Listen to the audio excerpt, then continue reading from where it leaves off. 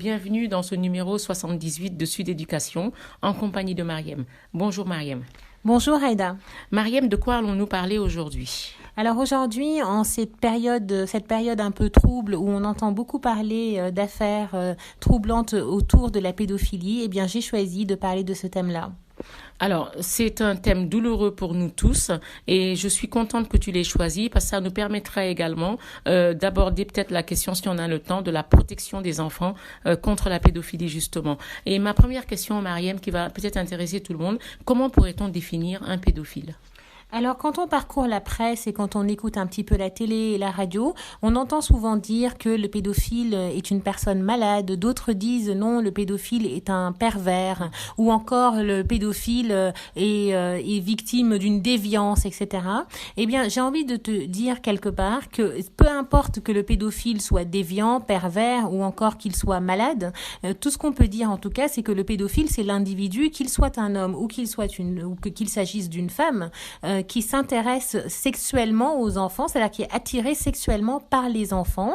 J'entends par enfants, c'est-à-dire des personnes mineures qui ne sont pas du tout en état de dire qu'ils sont consentants, qui accepteraient oui ou non, et qui ne savent même pas ce que veut dire en fait une relation sexuelle. Et surtout, ajouter, Mariem, que les pédophiles peuvent s'intéresser à des enfants aussi jeunes qu'un an, 2 ans, ils n'ont pas d'âge. Et même à des bébés, ce qui est vraiment terrible, mais c'est vrai que même nos bébés doivent être protégés contre les pédophiles. Alors, comment peut-on reconnaître un pédophile ?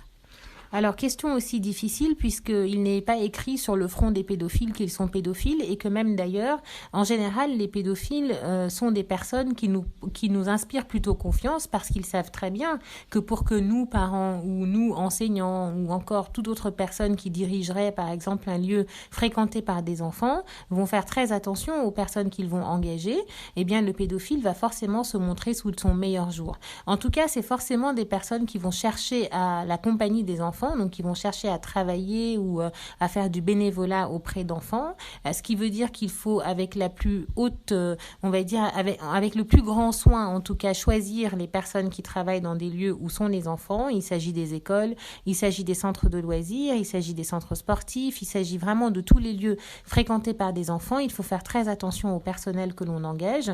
Il faut évidemment les observer, donc dans leur manière de se comporter avec les enfants, et il faut mettre en alerte toutes les personnes qui travaillent dans ces lieux-là pour justement essayer de voir tout comportement qui pourrait prêter à confusion. Alors, Mariem, quelles sont les victimes, disons là, les victimes sont les enfants. Quels sont les enfants que choisissent précisément les pédophiles et pourquoi ces enfants-là ? Alors, en général, les pédophiles vont choisir des enfants dont ils sont sûrs qu'ils ne vont pas les dénoncer. Alors, ils vont vraiment prendre, par exemple, les enfants des rues sont particulièrement victimes potentielles de pédophiles puisqu'ils n'ont pas d'attache et quand ils rentrent, ils n'ont pas d'endroit où rentrer véritablement ou quand ils vont rentrer, ça va être plutôt dans des structures où on ne leur donne pas forcément d'importance, où ils n'auront pas la possibilité de libérer leur parole. Donc, les pédophiles vont choisir ce type-là de victimes. Mais ils vont également choisir des enfants sur lesquels ils ont un ascendant. Donc, c'est-à-dire, par exemple, s'ils sont maîtres d'école ou maîtresses d'école, donc l'enfant va les considérer vraiment comme des personnes qui hiérarchiques en réalité, contre lesquelles ils ne peuvent rien et donc ils ne vont pas pouvoir les dénoncer. Il peut s'agir également de personnes dans la famille, d'un oncle, parfois même d'un grand frère ou d'une grande sœur. Donc, ça peut être vraiment tout le monde. Ça peut être tout le monde et n'importe qui, ce qui veut dire que vraiment les parents doivent être extrêmement prudents et ils vont également choisir des enfants très timides, timorés, donc des enfants qui clairement